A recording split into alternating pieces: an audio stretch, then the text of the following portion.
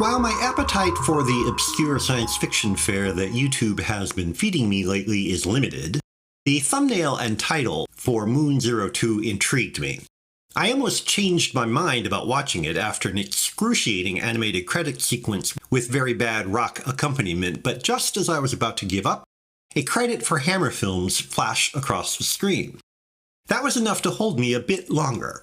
The studio's reliable panache is enough for me to give their product a chance, even when I've never heard of it. After those credits, Moon takes a while to get going. Made in 1969, that is, after the success of 2001: A Space Odyssey and the first moon landings, the film begins with a tepid ripoff of the former, as a spaceship lands on a lunar surface that looks suspiciously like the plaster-cast moonscapes in Kubrick's film. That the lander also resembles NASA's lunar ships did not suggest much invention, but I continued to bet on Hammer's ability to rise to the occasion. I was not disappointed, for things pick up when the astronauts Captain Kemp, James Olsen, and his engineer Karminski, Ori Levy, get to the space station. Instead of the sterile, squeaky clean environments in 2001, or similar attempts at clinical accuracy, Moon City is a hedonistic playpen for space jockeys, miners, corrupt businessmen, and chorus girls in a cross between a Western saloon, Vegas, and a touch of Disneyland.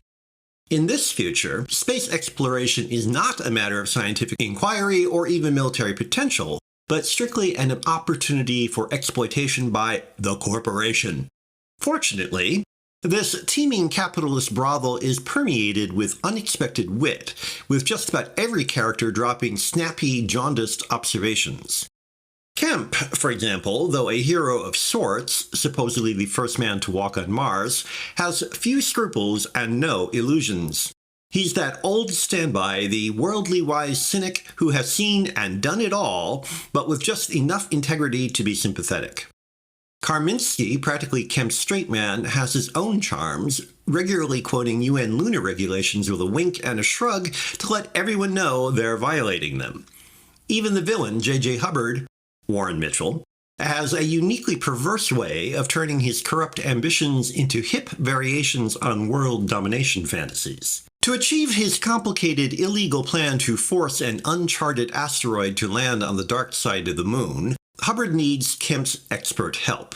A baroquely complex, sometimes confusing story results, but the flippant wit rides over the bumpier bits. Only the last 20 minutes or so feel both hurried and dragged out in a rush to tie up the overly abundant loose ends. But in Hammer films, plausibility or consistency are less important than self-assured daring. If Moon 02 wobbles here and there, its dollar-for-a-dime smarts more than compensate.